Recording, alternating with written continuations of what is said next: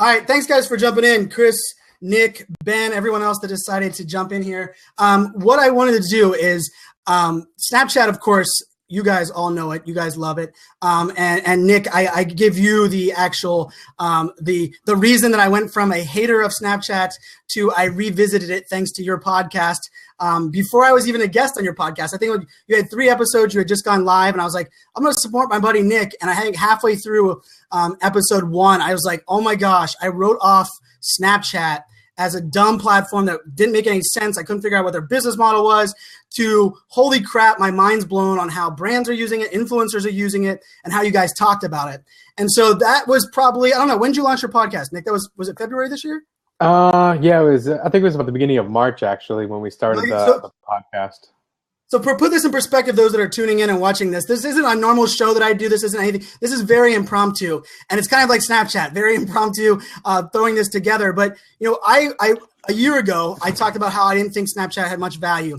But then after hearing that podcast, like early March, I started investigating, listening and learning, really tracking everybody that was doing it. It's about the same time that live streaming came out. So Meerkat had just hit at South by Southwest and Periscope and so on. So since then, I've followed every brand I could. I've listened and learned as much as I could.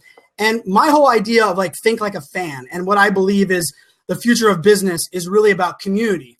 And those things kind of, to me, have led me to fall in love with Snapchat, so much so that I probably would have lost about $1 million if you would have asked me a year ago if any app would replace the first app that I open when I wake up in the morning from replacing Twitter, because Twitter is my go-to. Twitter is my first one. But I can tell you, for about 60 days now, Snapchat is my go-to.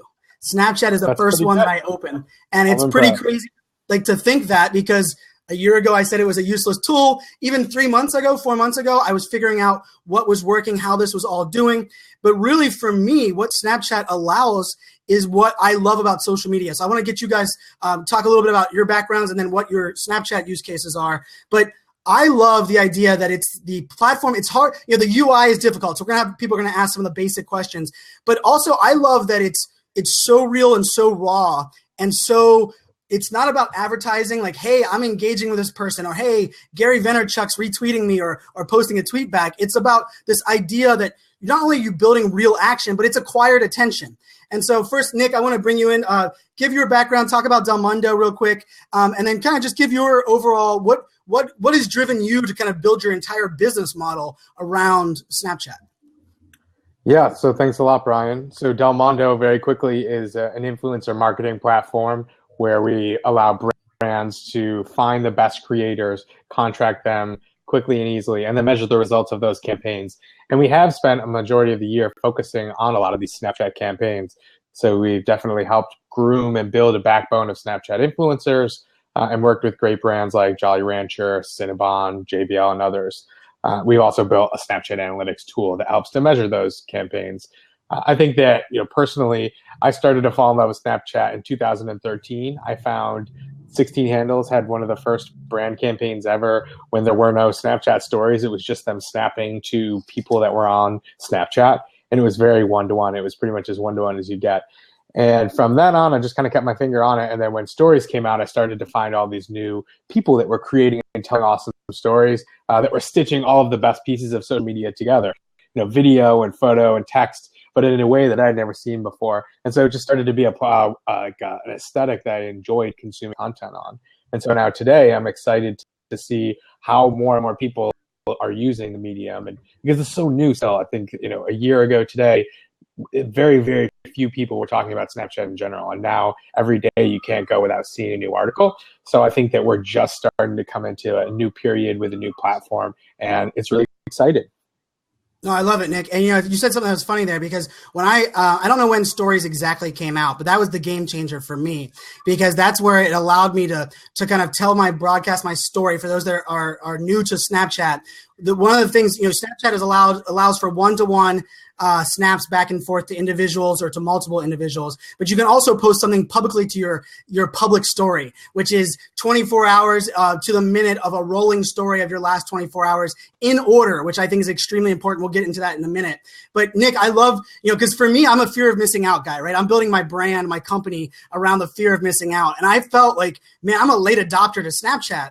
But over the last couple of months, what I've learned is not only are we in the new stages of it, but we're all kind of figuring out how it works. What data is important for brands? Why is it so amazing that the advertisers are spending crazy amount of money compared to what they're paying on other platforms? What are the deal with these filters? I mean, Zappos having a filter today. I mean, I reached out to my Zappos friend that I have working there, and I was like, dude, that's a game changer. I'm using a Zappos filter when I'm on a day like Cyber Monday, that they're getting access into someone's world when I don't even open my email box on Cyber Monday because it's filled with crap load of spam. But you know who got my attention? A filter on Snapchat.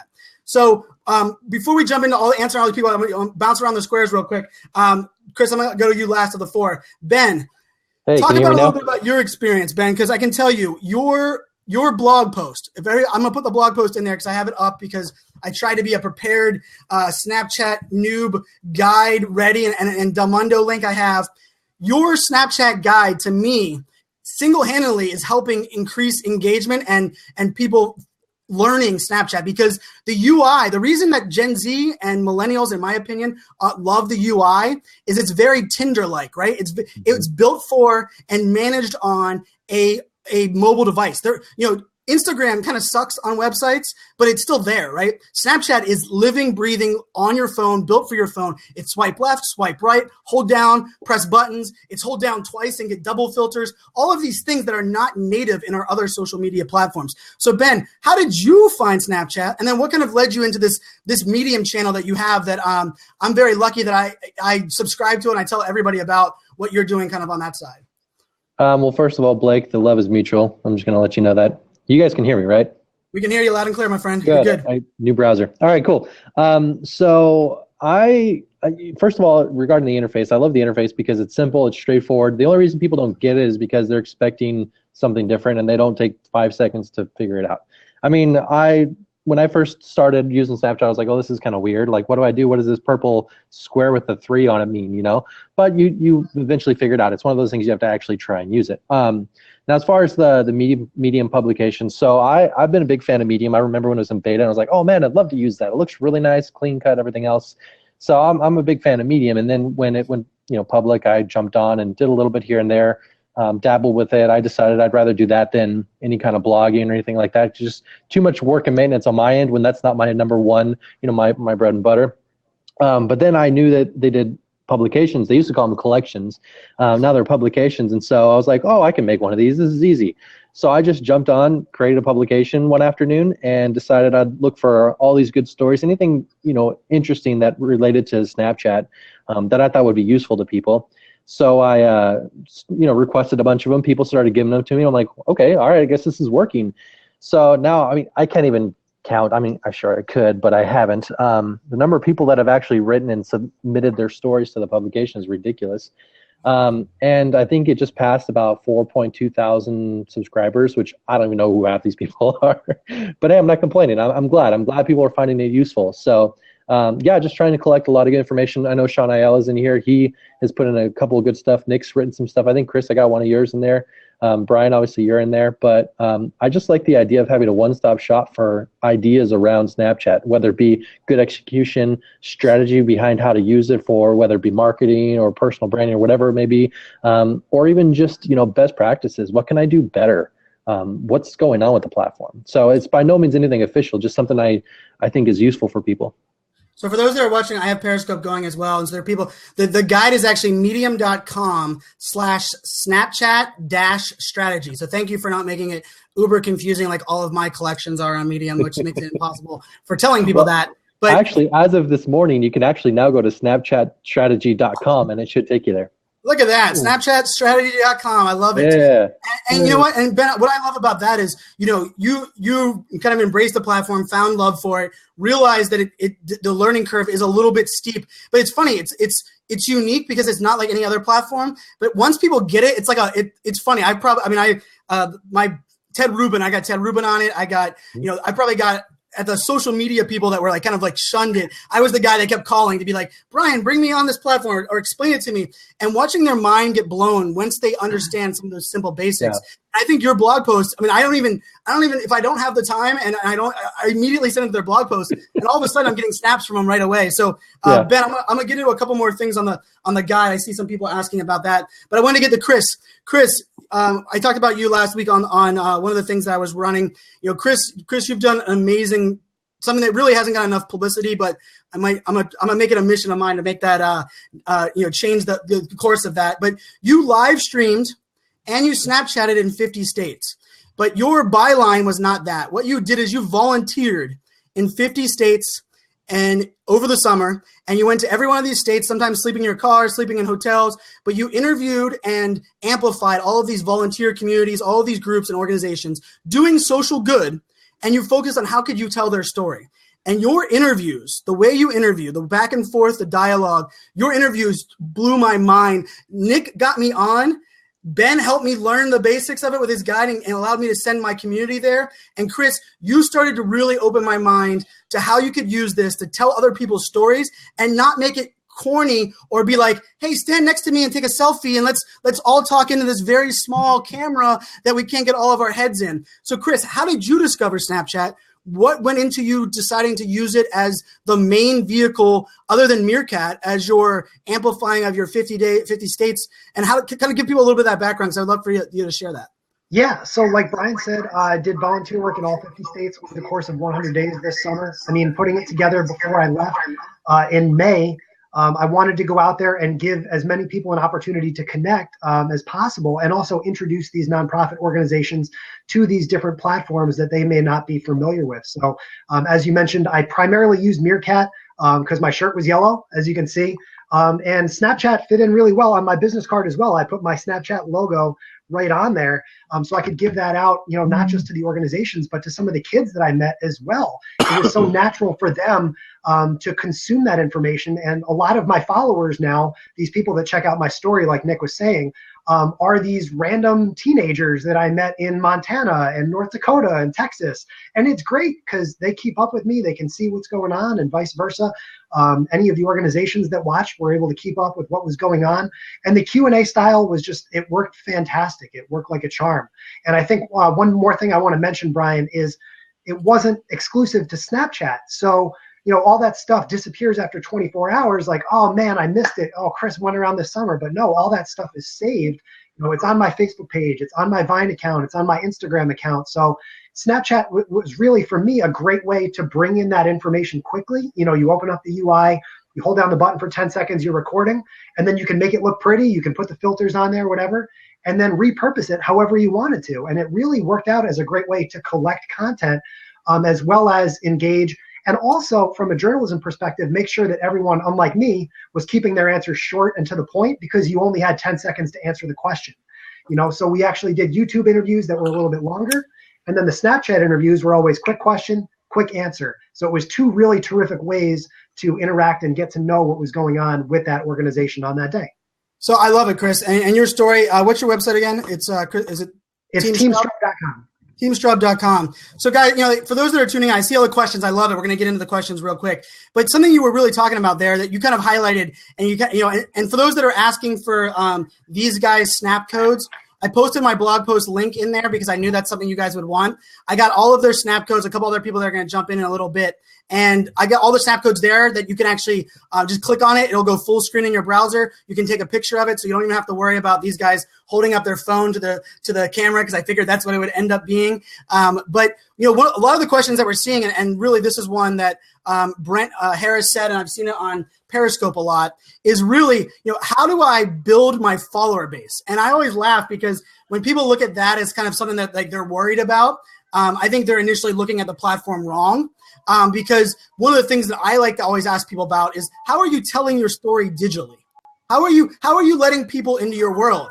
And they'll say, I'm posting a blog post, I have a Twitter account, I'm doing, but really for me, it's how do I tell my story?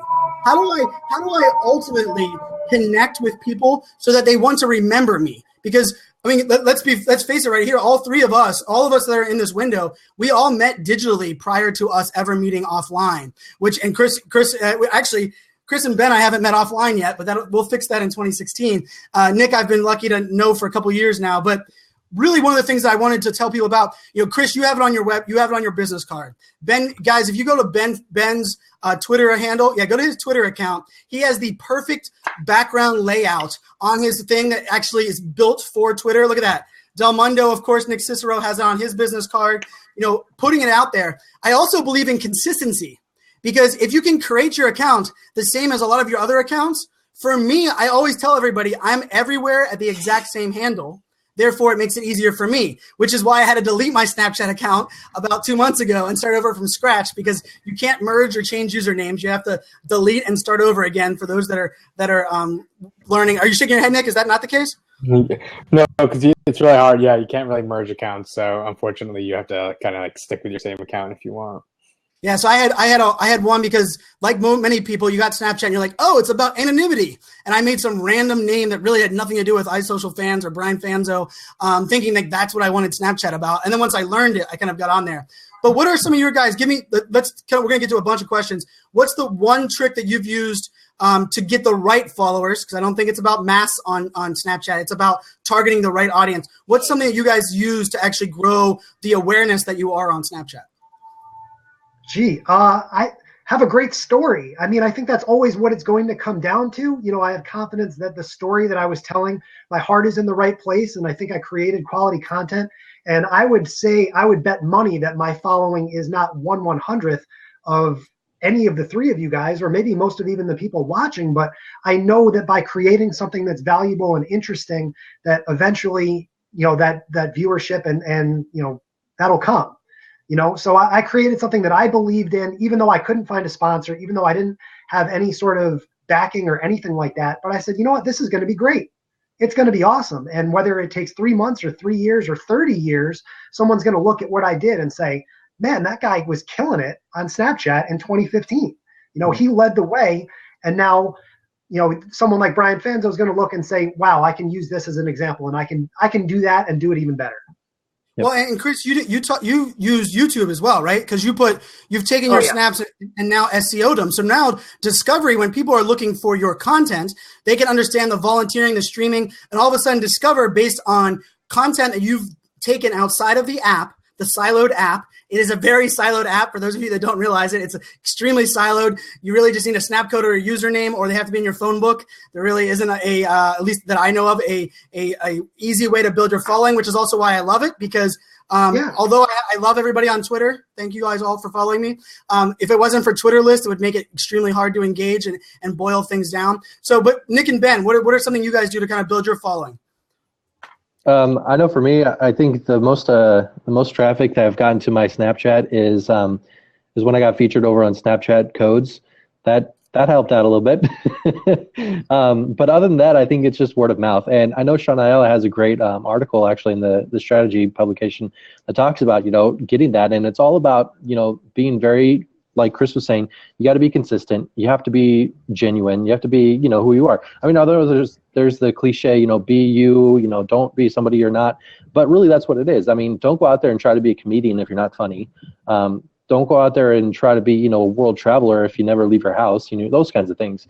So I know for me, I think it's a lot of word of mouth. If the people that are watching your stuff enjoy it, they'll tell their friends, and then they start sharing your stuff. So things like keeping your username correct is really important. I know for a while I had my Twitter handle on there, but it was confusing because somebody actually has that account on Snapchat. They don't ever use it. I tried snapping them. They never even opened it. So I'm kind of screwed that way. So, I mean, having the right username on there, keeping it consistent, and just, I would say don't post once every month and expect your following to grow. I usually take 1 or 2 days off during the week, but other than that, I'll just put something together, be concise, be consistent, and just communicate with the people that are there. I sent out a tweet yesterday because I was so frustrated, and I'm not going to mention the person by name, but somebody that, I've been following for a while on Snapchat. I follow on other platforms as well. She had a thing, she was traveling in a certain part of the state, and I was like, oh man, I just drove through there the other day. And I sent her that snap, and it's like, we can't send that to that person because they have, snaps blocked or whatever. I'm like, seriously, what's the point? I mean, come on. So I was like, all right, I'm not following you anymore. This is ridiculous. If you're not going to allow me to send you a message, what's the point of Snapchat? I mean, come on.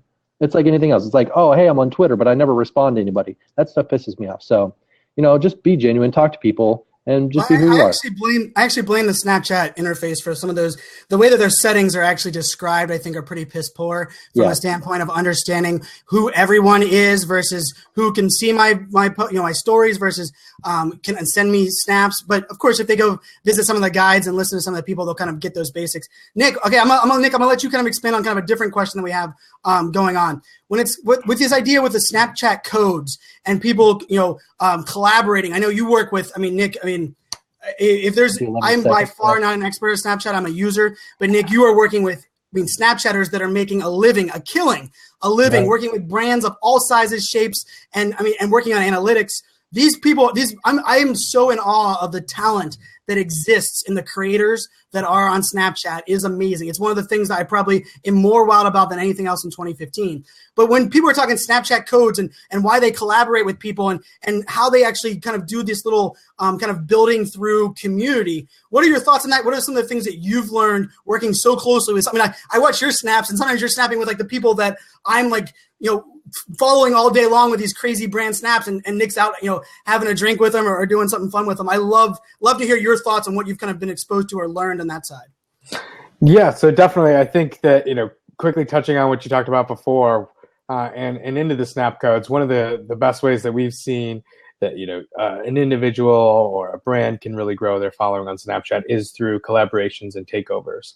So telling a story by yourself is really cool, but when you have other people that you can tell the story with together, you can use your Snapchat platform or channel as a new platform. And it doesn't have to just be this pristine area. It actually can be like a television channel almost. And so one of the biggest ways that we've seen people be successful when it comes to creating content on Snapchat is actually partnering up, like I said, with influencers. But it doesn't even have to be influencers. It could be partners that you might already have already. It could be people who work at your company. It could be advocates or just different people that you want to invite in, or other folks that come in and take over your account and add a different viewpoint. Going and putting those types of pieces of content together, it really brings a new flavor to these stories. And going back to what you said before, Brian and Ben, what you said as well, and Chris too, it's really about that authenticity about Snapchat, right? People aren't, think about it, people, when you have Twitter or Facebook content, it loads already, right? Like you're just scrolling through a feed, you don't have any choice. You've kind of made a choice at some point to follow somebody, and so you're just kind of inundated with all this content. But on Snapchat, you're choosing to watch a story. And so you want to make sure that if somebody's actually choosing to watch your stories, that you're making it valuable. And so being able to bring in different viewpoints often is a great way to work together, and also keep it creative without having to staff that channel every day.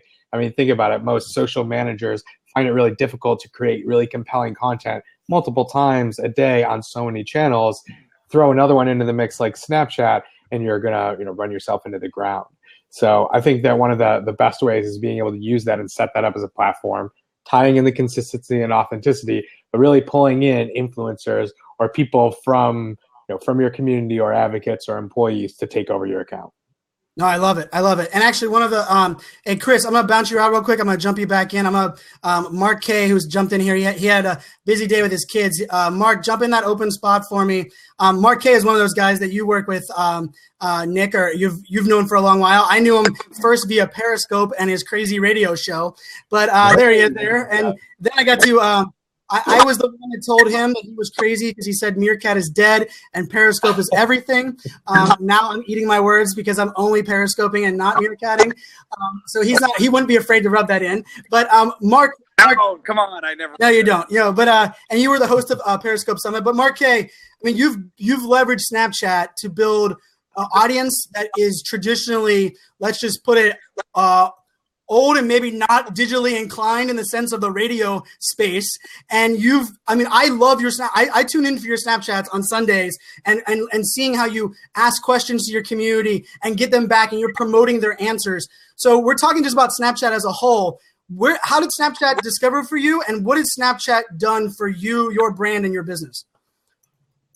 Well, first of all, hi, Brian. Hey, Ben. Hey, Nick. Hey, what's up? Snapchat. Snapchat's great actually, because I've been able to not just create an audience for Snapchat, but also then, like you said, use that audience to create content for my other media applications. Number one being my radio show. And, hosting a Sunday night radio show, you get phone calls, but during football season, you don't get as many phone calls as you would like on a Sunday night because everyone's watching football. And what I realized really quickly was I can use Snapchat, which is an audio video source. I mean, people create audio and video and send it to you to collaborate with people who may or may not be listening to my show, who may or may not be in any of the markets that I broadcast in. And in fact, I've had people from all over the world on my radio show through Snapchat, because in a pinch when I needed content for the radio, Snapchat was there to help me. So, it's like a give and take. I spent a good year solely building up that audience, doing my Talk and Snap talk show on Snapchat, doing collaborations with Nick and a lot of other people that Nick represents, growing that community. And then once I built that solid fan base, I was able to go to them and say, hey guys, I need your help. Now I need you to give me something to use over here.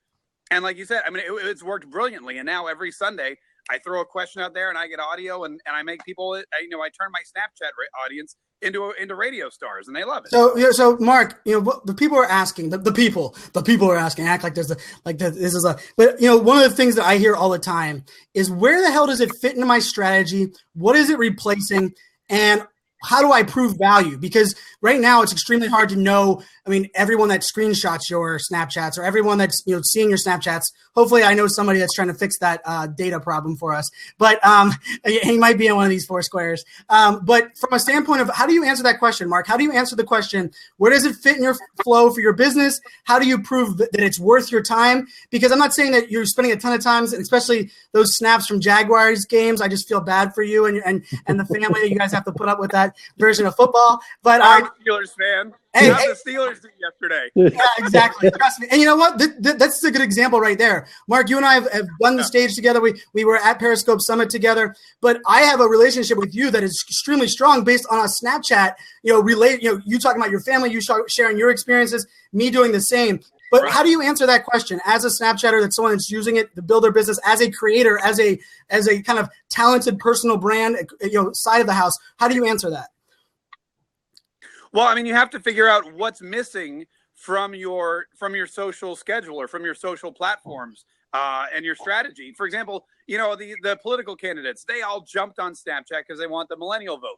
They are already on Twitter. They're already on Facebook. They've got all their messages being pumped out. But somebody said, hey, you need to look like a human being. So if you go on Rand Paul's Snapchat or Jeb ! Snapchat or any of them, you see the background. You see the stuff you don't see in the commercials. You see them setting up. You see, I mean, it is a lot like the football games. You see these crazy supporters that are, I mean, they look like they're at a tailgate and they're trying to show you that they're real people. I know I started out differently. I didn't show my personal life. I created a show to show other people's personal lives and interview, other Snapchatters. And Nick actually, coined me the Jimmy Fallon of Snapchat because I put on a tie and I interviewed people. And that kind of stuck. But after a while, I realized I too need to kind of show people what I'm doing on the weekends and show people what I'm doing at the game. That's what people expect from Snapchat. So that's my advice to you. Whatever you're missing, and usually it is that personal element. It is a very personal, of all the social media that you use, Brian, and I know that I use, it's the most personal one. The images you get from your audience are the most personal images, the craziest, the funniest. They still think these images disappear. So people are willing to share a lot more than they would on an Instagram or a Facebook or a Twitter. And that's how you really get to know people. So I would just recommend snapping, when you can, regularly, and responding is the most important thing, because people want to know, if you look like a real person on Snapchat, they're going to connect with you. They're going to think you're a real person. And if you don't connect back, they're just going to discard you and say, oh, this guy's just here to promote himself again. So definitely it's not just Snap, it's Snapchat. So make sure you're communicating two ways. I love it. And one of the things I think is funny here, we're missing like two major multiple demographics, but we're not a bunch of Gen Zers that are on this right now. We also don't have the female demographic on here. We'll jump some females in the seats in a minute. I think, people dealing with kind of the because it is private, people are a little bit more easy to bully somebody or send somebody something inappropriately, and kind of dealing with that. I know women kind of have to deal with that more so than men when it comes to kind of handling that as a higher average. The blocking on it's very easy. I think there's a lot of those little things. But you're right. I am transparent. Someone asked about it earlier. I'm transparent on every single platform, more so than most people, just because it's the brand that I've been building. But I am way more transparent and way more open and personal on Snapchat than even any of the other ones, which I think usually opens a lot of people's minds, because then they're like, wow, what more are you sharing that you're not getting somewhere else? So, hey, Ben, I'm curious from you, what has been the feedback from people that maybe knew you prior to becoming a follower of yours in Snapchat, started following you on Snapchat, and now all of a sudden, what's the kind of the opinion? What do they say? I can honestly say that since I started doing Snapchat more, people just talk to me more. Like, okay, you can grow a following on Twitter. It doesn't mean anybody's going to talk to you or respond to you or even interact with any of your tweets.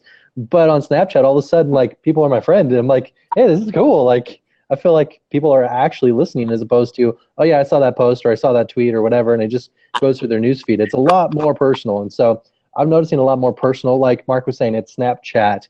You're actually interacting and communicating with people. It's not just pushing out, hey, here's a new tweet or new Facebook post, whatever else it is. It's actually people talking back and forth. I think it makes a huge difference. At least for me, it does. All right, so I have a great question. Nick Cicero, I want you to take this one. Alex writes, why do I want to take the time to create content that's going to disappear? And for all those that understand, when you post to a story, that content lives in the story for your account for 24 hours to that exact minute. Once that minute comes up and 24 hours ago, it actually does disappear. You have the ability to save them to your phone and download an entire story or each individual piece on it. But what's your answer to someone that's saying, hey, what is that? How does that fit in my creating content? I mean, Nick, you have brands paying top freaking dollar in influencer marketing. Let's make no mistake. Influencer marketing is an interesting game. A lot of people are getting the content they get from social influencers for free. People are willing to pay for it on Snapchat, and they're willing to pay top dollar to advertise on Snapchat. There has to be a reason. And it can't be just because they want 24 hours worth of funny stories. So what's your kind of answer to that one, Mr. Cicero? I think that you talk about it right there. You say that snaps disappear after 24 hours, but I would argue that most tweets disappear after like 24 minutes, probably. So the value of Facebook and Twitter posts, Facebook probably better than Twitter, let's be honest, and Instagram, forget about it, right? You have all these other channels that people are creating content on that realistically, they're not actually living in the feed and living in the attention span as long as you think that they are. And what I've seen, and we are working with really great brands, is I've seen that the consumption on a platform like Snapchat is far more intense than a platform like Twitter, at least for now. And that might change, of course, in the future. But that's why live streaming is so great too, right? It holds the attention for a certain amount of time. So why would you want to create content on Snapchat?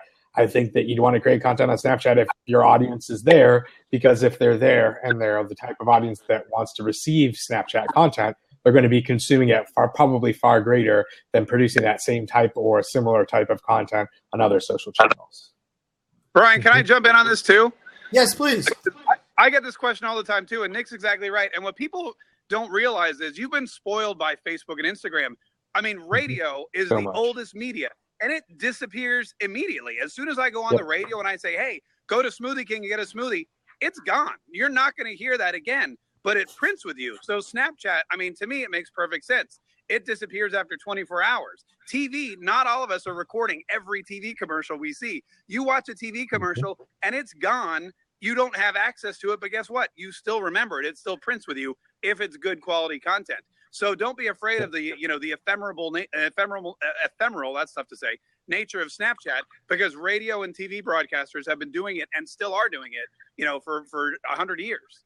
So, and I want to answer that question that always says, well, my audience isn't on there. I'm not targeting, 19 to 29-year-old losers that are in their kid's basement that all they want to share is nudie pics back and forth. And I'm not targeting that demographic, so I'm not using Snapchat.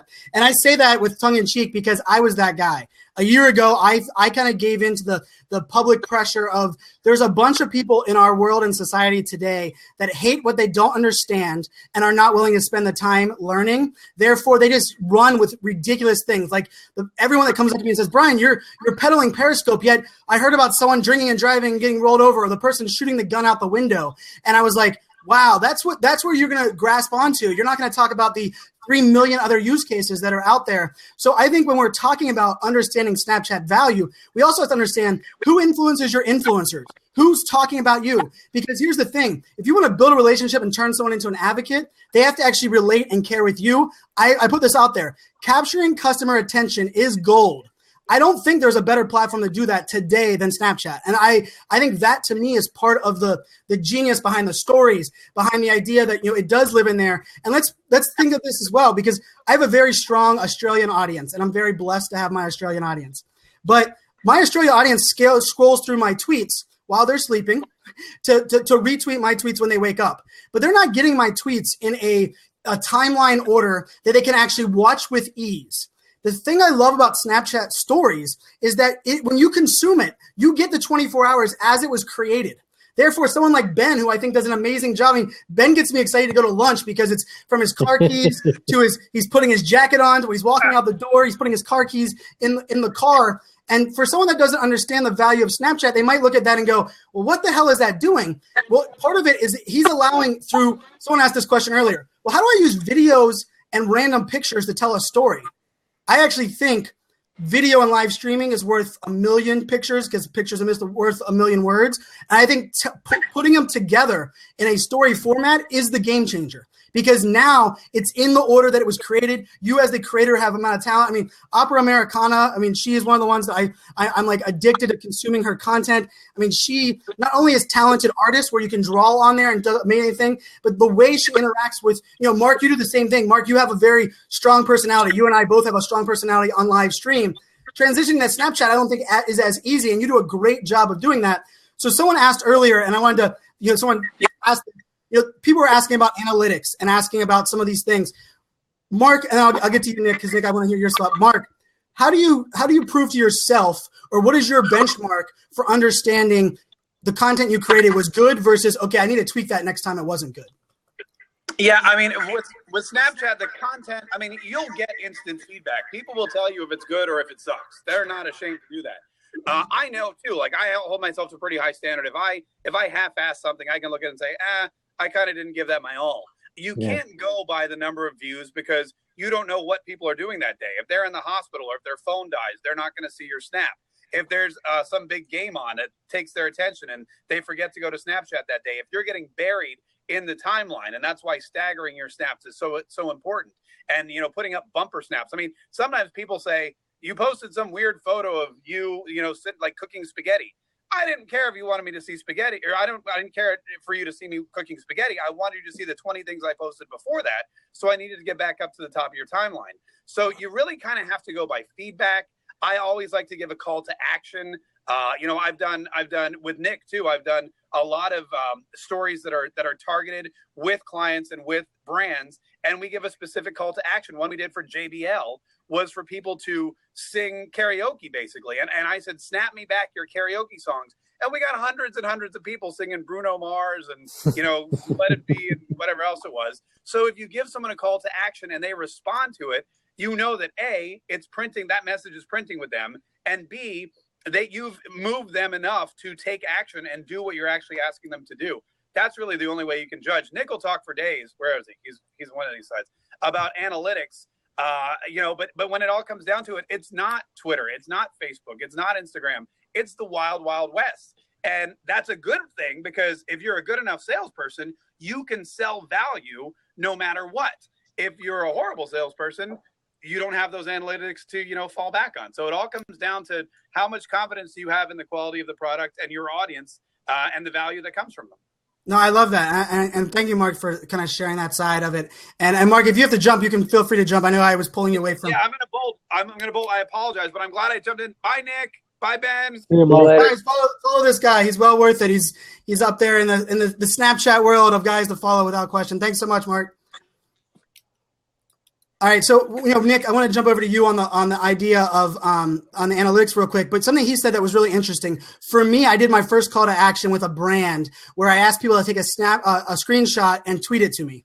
And because Twitter has been what I like to call Twitter my bridge to success on every other social platform, and so Twitter's my bloodline, and I always use Twitter as my kind of piece to go to.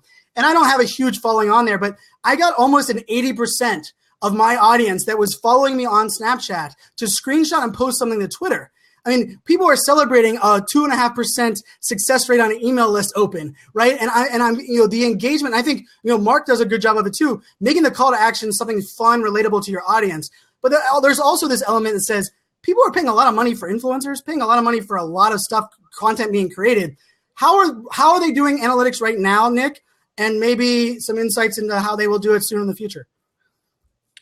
Yeah, I think that, analytics in general really just help to serve and improve the value if you're spending money and time creating content on that platform, right? I think for the majority of us, if we're just having a good time using it, we don't really care as much about the data, I suppose. If you are somebody who's investing time and resources and having to prove that value, so if you take a salary and you have to produce Snapchat content on the clock, so to speak, or if you are, an influencer that is trying to sell their value, sell their audience, like Mark K or Siren Q or those other creators that we talked about, I think then obviously analytics have a lot more value. And if you're somebody that's even spending money on the platform to pay money to get your message in front of people, whether that's spending and paying Snapchat money or paying influencers money or paying that person inside your company to create content, you're still investing, your money in there. So that's really where analytics come into play. I think, when it is a new platform, that's kind of where it begins and ends. We don't have a lot of details about, Snapchat. There are limited metrics. We've tried to build a system that helps to collect all those and kind of crunch those numbers. But since it's so manual, the luxuries that Mark had talked about before that we have from Facebook and Twitter of being able to track these metrics over time and see them in a nice silver platter, that's just not available right now. And so if it is a new platform, but you do see the time and you want to spend the time investing in it, then you're going to have to spend the time, doing a little bit of extra work to measure. And I don't really think that should stop you from going after and trying to pull the data around your content. So there's a lot of great metrics that you should be that's a great with, point. but that's really about it.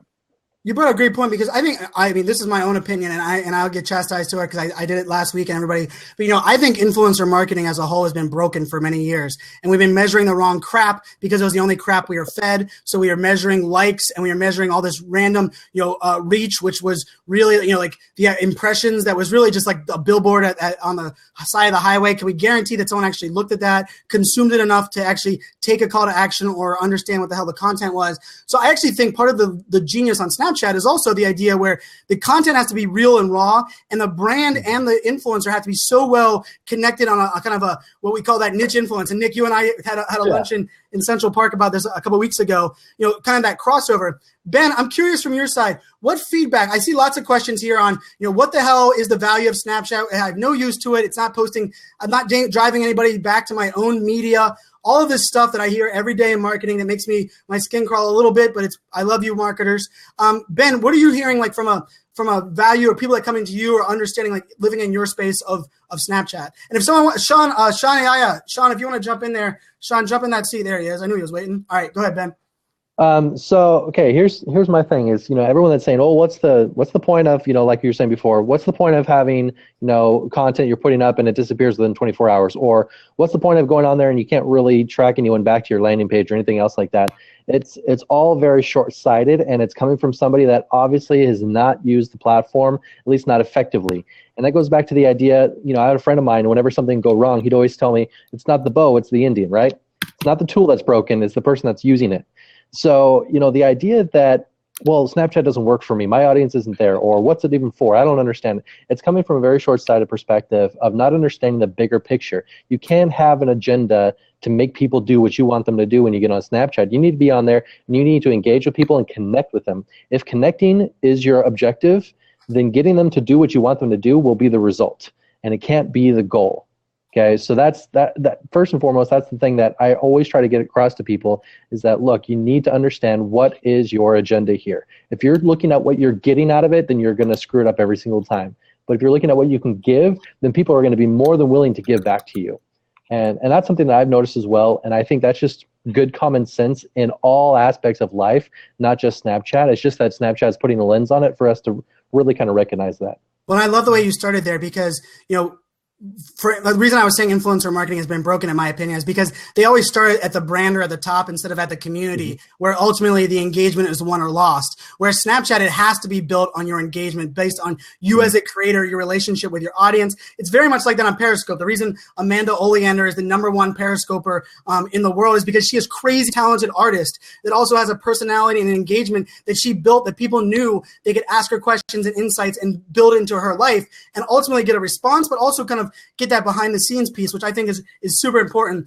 Ben, you want to throw something there before I throw it to Sean? So one other thing, because I know people are asking, well, but it's gone and we're putting so much effort into something that disappears and it's gone 24 hours later. I think we already kind of touched on that. The average lifespan of a tweet is about a minute, and then it's gone forever. I mean, you can go find it later, sure, but who's really doing that?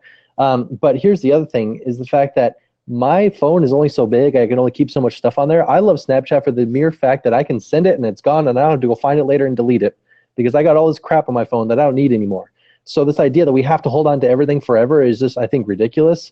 Once you see it, the value is gone, in my opinion. I mean, the value. I mean, sure, you can go back and review it every couple minutes, but yeah, hit the save button if you want to keep it. It's simple. One tap and problem solved. Thanks, Nick, so much. But I wanted to say thank you very much for having me. Sean, sorry I didn't get to hang out longer, but I'm sure you have some really good advice for everybody. So sure does. Very knowledgeable. Take care, everybody. Thanks, Nick. Delmondo.co, guys. Delmondo.co. Check out Nick. Those guys, he's doing awesome stuff. You'll be hearing about him more and more in 2016. I guarantee it. Sean, what's up, man? So those of you that don't know Sean was one of those guys that I met on probably Twitter, but we started following on Snapchat. And I'm one of those people that is design challenged. I cannot draw. I'm actually I'm talent challenged. So I can't sing. I can't draw. I was decent in sports, just enough to get me through college. But I respect and love. I'm a music whore. I love talent. I love respecting talent. And Sean, you spent a hell of a lot of time creating amazing, talented, designed snaps and stories and Donkey Kong and Mario Kart, all in this app. So as a creator perspective, what are your thoughts on this whole conversation? And where did you kind of jump into it and kind of grow? Because I didn't know of you before that, and now I know you're in my streams. We're doing a lot of engagement, and it all was because of your talent on Snapchat. Well, thank you. So one, can you guys hear me? Am I good? Yeah, we can hear you. You're good. Yeah. Cool. So first, I want to start off by saying 100 million active daily users on this platform. So one, that's huge. Number two, over 6 billion video views per day on the platform. Huge. For me, I do spend a lot of time on the platform drawing. It's probably about an hour or so just drawing, doodling things together. So yes, I do spend a lot of time on the platform. But I do think that there's a huge opportunity for brands, influencers, and businesses to really get their message out to this community if you take advantage of it the right way. And to your point, Brian, telling a unique story that is different from all the other platforms. Because again, it's not a Facebook, it's not a Twitter. You can't take that content that you've already created there and put it on Snapchat. Snapchat, actually, I look at it as Snapchat forces brands and marketers to create unique and compelling content that is different than these other platforms, which can provide leverage when you're telling your story, right? That's that uniqueness, that exclusivity. Hopefully I said that right. But for me, I jumped on, I started following like a Sean Doris, a Cyrene Q, and especially I heard it a lot from Gary V. He keeps saying that people are not really looking at Snapchat, and I said I had to get on it to kind of figure it out. I didn't like it at first, but the moment I saw the capability of drawing and doodling on this platform, I went all in, and I started to figure it out so that way I can at least give back to the community and inform people how to create content on the platform. But I think there's just a uniqueness if you're taking video, pictures, and the doodling side of it and putting it all together to tell a story. It's different and unique than any other platform. No, I love it, Sean. And Sean, you're an amazing talent. Guys, make sure to follow him.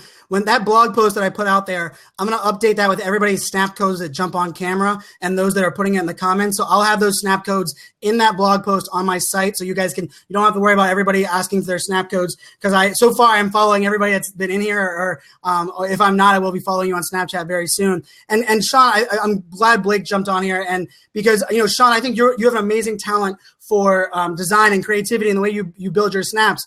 Blake is somebody that, I have a very populated Twitter news feed. It's hard to stand out.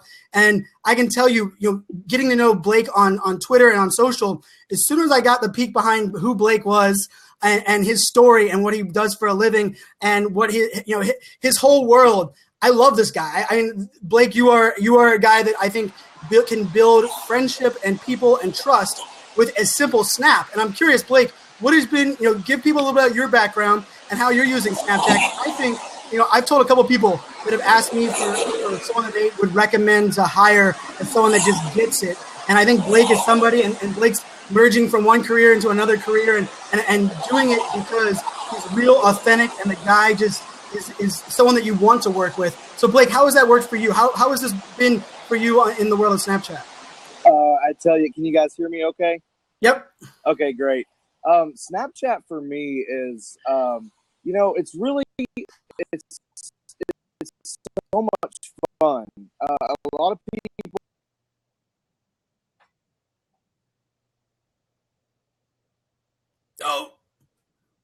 Oh, Blake, I think we lost you. I think the gremlins of the Wi-Fi. Switch back on, Blake. I'll jump you right back in. But for those of you that don't know, Blake works in an industry and a 9-to-5 job that is not living in this space for a majority of the world when I first met him. But the way that he told his story and his desires, and he talked about his passions, I mean, big fan, and that's for sure. So let's see if Blake. All right, you're back, man. You're good. Okay, sorry, guys. What was the last thing you heard? I'm sorry. You were talking about how real and raw it is. Go from there. Yeah. It's so authentic. It's so real. That you cannot fake yourself on Snapchat because it's who you are. And I love the platform. I love meeting the new people because conversations, and this has been mentioned quite a few times, conversations on Snapchat, that one-to-one aspect means so much. Being able to snap someone and then snap back and you guys have a conversation with someone that you never thought you would be able to have a conversation with means so much. And I think that if brands would utilize this, if even us as personal brands would utilize this even more, we could see great things happen in our businesses and even in our personal lives, just as you say, Brian, to show social good. No, I love it because I think that's part of this. I do believe that we are a community. We want to buy from people that we know, we relate with, that they put their pants on the same way we do, or their skirt or their dress, or And I think the ability on Snapchat, which I really have kind of grown to love, is it allows you to foster and continue conversations at a level that you usually wouldn't do it another way, right? And someone like Joel Comm, who jumped in here, and my friend Ted Rubin, there are big names and big brands everywhere else. And growing on Snapchat, you start over from scratch. Everybody has to start over on engagement. And that scares a lot of the social media elite because, let's face it, they're mailing it in today because they got in here early. And I'm gonna say that as someone that is not afraid to put that out there, because the people that are still getting it, they believe it's the one-to-one relationships and then engagement. And I can tell you, I've been following with Gary Vaynerchuk for a long while on Twitter, but I've got way more one-to-one engagement on Snapchat than any other platform I've ever had with him, including email. My Snapchats back and forth with him are much more raw, real, happen on a frequent basis, because it's that ability where he knows I'm not grandstanding. I'm not out there for attention. It's actually a conversation. So, Ben, I think I'm going to pop you out real quick. I think I want to jump on in here. But, Ben, really appreciate you spending the time. Drop your links to your guides and everything down there. Guys, make sure to follow Ben, get on in there. But, Sean, one last thing I want to get from you. When you're looking at Snapchat, or people asking you about Snapchat, what is ultimately your answer to why Snapchat is valuable to what you do for a living? So I think when they ask me about that, right, and the value that I think is just, everyone has said it already. It's that rawness. It's that ability to the behind the scenes. I unfortunately come from a perspective where I don't show the behind the scenes for me. Mark had mentioned earlier that he built his account first, as I am doing.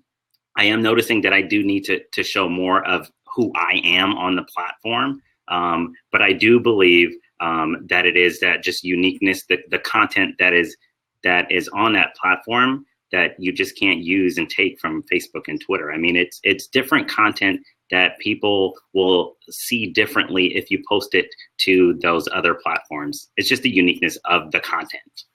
No, I love it. That's such a good point. Blake, what say you, Blake? Any parting word, for someone that uses Snapchat, you're using it for, personal growth, but relationships building. What's your one advice or tip that you would give to the audience that's saying, what would I do? What do I share on Snapchat that is of value?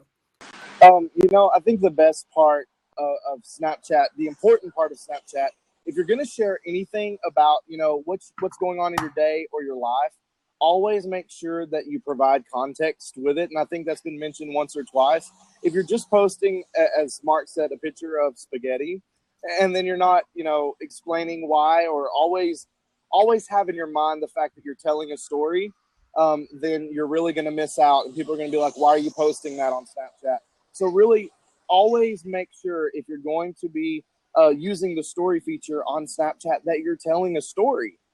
Because I think that it's very important that if you're just going to post randomly, and especially if you're using it for business purposes, you want to make sure that you are providing value. You're really being strategic about it. If you're doing it for personal reasons, sure, you could post a little randomness. That's great. But really have a strategy if you're going to use it for business or even for personal. It just all depends on your goals and what you want to see come from the platform. And the one thing, Blake, thanks. Yeah, I'll let you jump in on that, Sean. Blake, I'm going to bounce you off. Thanks, my friend. And the one thing I want to add that I think was the key to my success on the platform right now, although defining success is you can define that any way, but I think the goal to Snapchat too is featuring your friends and following in your story. I mean, people want to get featured. People want to see themselves in the story. So bring them a part of it. I actually use 2 devices sometimes to make that happen. But if you can just make them a part of your story, that is one of the keys to Snapchat and storytelling. No, I love it. I love it. Thanks so much, Sean, for jumping in. I'm gonna bounce up. I'm gonna jump something else in there. But guys, follow Sean. I'll make sure your code is in my blog post. If you just DM me, I have yours, I think, but just DM me and make sure I got it. I appreciate it. Thank you, guys. Yo, RB, what's up, my friend? Yo, what's up, dude? How you doing? What's up, dude? So I know you posted in here, and you and I follow friends through social channels. But something for me was really interesting is just seeing how marketers, how social media companies, how brands are starting to look at Snapchat. And, I know you work with Jason at Social Fresh. I love what you guys are doing. For me, seeing your podcast with tools and text, so many people, the conversations kind of go on how people are using it and what's happening. Where do you see where it says like specific examples? Where have you seen where people are giving business examples? Or what is the reason that you guys are paying a little bit more attention to Snapchat today than maybe you weren't before? Well, the second question is easy. I think you're answering those questions right here. The reason we're doing this blab is because everyone's there, everyone's talking about it, and people are trying to figure it out. It's one of those things that people will have to feel like they have to have an angle. And I think one of the guys said it best earlier that this is just really a great raw and honest approach. It's not one of those things we necessarily have to figure out right now. People are there, people are engaging, and people are enjoying the rawness and the honesty of it. Same for me here. I love the storytelling aspect of it, and it's new, it's fresh, and it's great to see brands really having to put forward their most real foot and effort. And so that's one of those things that we're intrigued by. It's not one of those things that it's not highly produced yet. Some of that stuff is, some of it's coming, but for the most part, it's not. And so we're really enjoying the true social aspect of it, and we're getting a lot of good feedback on businesses and brands. I just got a chance to interview Spotify on their use of it last week, and they're killing it there. And they're just doing wonderful things with giving a behind-the-scenes look and approach on what they're doing with the artists in studio. They're featuring the artist's music, and then they're having the artist do a little signature on the screen when they get done. I think that's a lot of fun. Makes a amount of screenshots out of it, and that's kind of what they're going. Yarb, you're having Wi-Fi. Your Wi-Fi's screwing with you. Could it possibly be Blab that's messing up a bit today? Blab always likes to update their platform during my show. I think I just heard Yari behind. But Anna, what's up, my friend? How are you? What's up? It's Monday. Oops. It is Monday. So Anna, we've been talking Snapchat for the whole time. We talked about like kind of the basics and some of the value and some of these things for it. There's lots of questions about how females handle Snapchat. I understand, and I know I'm very close to a lot of females that are friends that are using it for business, using it personally, also helping brands use it. But when you're thinking about Snapchat, how do you talk about Snapchat value for you? You own an agency as well. You are in the yoga space as well. You kind of have multiple different facets. You're a generalist like myself. But I think we would love to hear kind of your take on just Snapchat's value ultimately, because what I think Yarbi was saying that was really powerful for me is actually Snapchat is back to what we first loved about social media. It's just social. Yeah. It's not ruined by social media marketing yet. Yeah. And that's me being very nice and coy, but that's the truth. So I'm curious, Anna, what are your thoughts? No, I completely agree. I think it's it's straightforward, and that's why I fell in love with Instagram so much about a year and a half ago. And when I've been on Snapchat for a couple of years now. I had to pop off for a little while because I was getting some inappropriate pictures. I'm sure that the ladies can identify with what I'm talking about here, which is definitely, I think, something that women deal with on Snapchat a lot more than guys when you have an open account. I know that some of my guy friends, someone said not just the ladies, some of my guy friends have said the same, but Snapchat for me has just been, it's just a place where I can be a total freaking goofball. And while it's great to connect with people there, I mean, my clients aren't following me there. So I feel even more freedom to just be a total dork. Like I did a little Snapchat story on all the sounds that I make when I get hyper, or the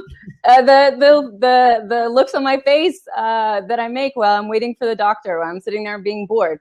I'm just goofing off and having a good time. And a lot of people that have known me for years, who connected with me through Snapchat are like, "Wow, Anna, like I didn't know this side of you because you're so much more professional." In other social. On other social platforms. And I think that, for women specifically, we go with a little bit of a different angle when it comes to how we present ourselves online. We have to be very cautious. We can't be, it's like we can't be too goofy or they don't take us seriously. We can't be too pretty or we're unapproachable. We can't be too, you know what I mean? Like, it's like we're always having to figure out where we're at. And what I love about Snapchat is obviously I don't freaking have to care about any of that. And I just have a good time.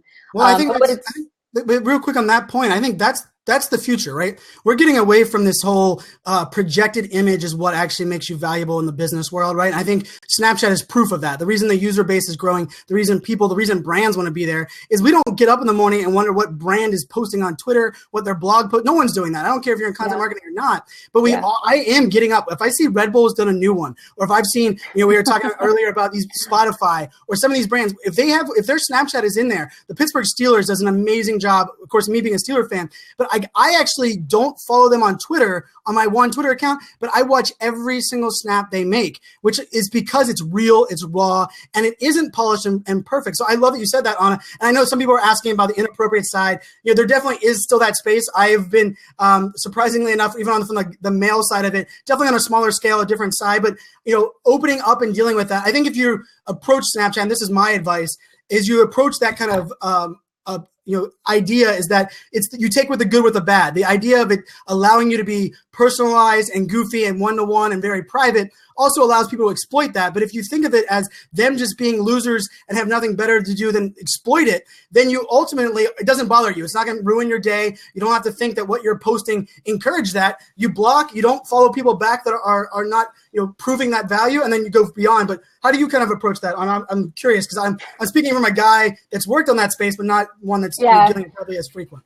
I mean, the deal is that I've been really fortunate, I think, in my social media career. I've not dealt with trolls. I've not really dealt with people being rude or disrespectful to me online. I mean, it's been very, very, very minimal throughout the years. But I can tell you Snapchat, because it is video, it was a completely different ball game. I actually just recently turned my account on private again. So folks, if you connect with me on Snapchat, send me a tweet or something and say hi first, only because like, I mean, I do pay attention to who's coming in, but I was really getting highly inappropriate snaps. And I mean, I'm talking about the last one that just kind of put me over the edge it was first thing in the morning. I'm checking messages and I have a video of some guy jerking off. And I mean, so when we're talking about, okay, they're losers, rude, cool. But when it gets to that point, it's just like, you know, that is violating my online space. That's not cool. You know, I would really love that. I don't know how Snapchat could possibly deal with that, but I know that I'm not the only one. I know a lot of my girlfriends dealing with the same. And it's just like, oh, I am not, you know, it's a really interesting dynamic, because it's not trolls. It's not someone being rude or disagreeing with you or any of those things, which I'm cool with. I can ignore that crap. I don't care. But when it's something like that, then it's very different. And it's unfortunate because it makes it more difficult for me to connect with folks on Snapchat.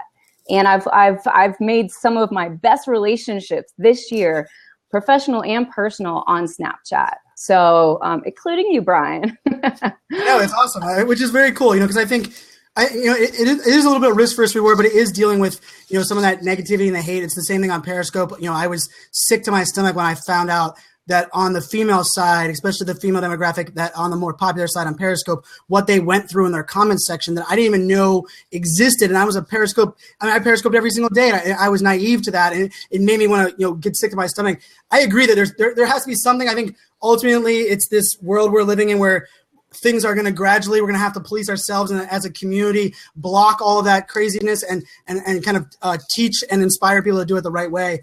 But I love that you're also, because you're caveating that with like, you had to go private, you have to adjust your settings, you have to test and tweak, but you've also had some of your best relationship built on that platform. So I think that's part of the education. When someone wants to look at it, I think it's not, you know, someone asked before, is it for everyone? I think we all have a story to tell, but I don't think everyone tells their story on Snapchat. But I think if you're not willing to look at it or listen or engage or even just follow brands on that and understand how brands are reinventing advertising using Snapchat, I think you can have a new approach to a lot of things that you're doing, maybe even on another channel. But Yarby, I know you were saying a couple of things earlier about, you know, Spotify. I thought Spotify's doing an awesome job. I love what Spotify's doing. I'm excited you have them on the show, and you'll have that out soon. What are some of the other things you've heard, or what's your thoughts? We got about 5 more minutes, and I got to wrap up because I actually have another show, Social Business Hour, that starts at 4 o'clock Eastern time, and we're talking social good on that one. So the good news is, Rachel, my co-host, while my throat will be a little sore, Rachel will be able to get a word in edgewise and not have to wait for me to shut up. I doubt that. I highly doubt that. No, you're right, man. Spotify is doing a great job. I love how they're just involving their fans and engaging their fans with music, and they're just learning what people want outside of their application. I think it's a great way for them to engage their fans and bring, you know, what some of us from, you know, the 80s miss is live music, and they're doing a pretty good job with that, and just a splash with Snapchat. But you know, things like we got a chance to interview people like Danny Burke and 16 Handles and everyone's favorite Chris McEwen of CLYW Yo-Yos. And I was really curious to talk to him because his target demographic is, you know, that 13 to 24 that's using mostly Snapchat, you know, and how he's using it. He actually takes a different approach in kind of marketing and sharing. He does a lot of targeting with Facebook ads for his Snapchat channel and what he's pushing there. I think that's a really good approach to drawing more audience, more of his direct audience in there and creating more sales in that target demographic of both his company and Snapchat. So well, and I think that's a really interesting approach for those that don't understand that. You know, Chris, he was going to jump on, but he had something come up, so he couldn't jump on. But I mean, Chris is one of my favorite success stories in all of social, but he made me want to buy a yo-yo. He's one of probably the most gentle, nicest human beings. I wouldn't know what to do with it, but I want one. Same here, but I want one. But I think it's really interesting. He uses Facebook targeting ads, and he's in the John Loomer camp of using Facebook, optimizing it like to a T and doing it correctly. But Chris is also, he's selling and marketing people to get to Snapchat. But once they get into his Snapchat channel for his brand, the value, the behind the scenes. I mean, I watched the entire World Championship of yo-yos for like the longest Snap series of the history. I know. How else would you see that? One in Japan, right? Yes, the one in Japan. That one was awesome. I'm like a yo-yo fan now. Like I want to go. And neither one of us would have watched that anywhere on TV.